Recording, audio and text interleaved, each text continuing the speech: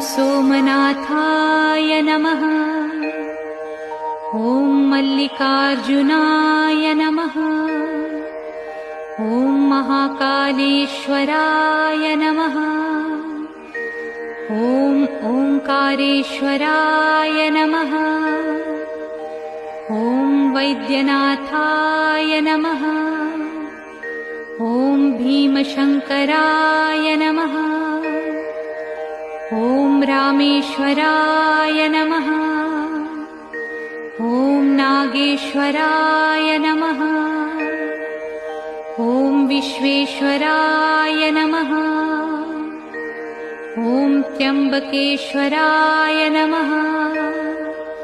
ॐ केदारेश्वराय नमः। ॐ भुस्मेश्वराय नमः।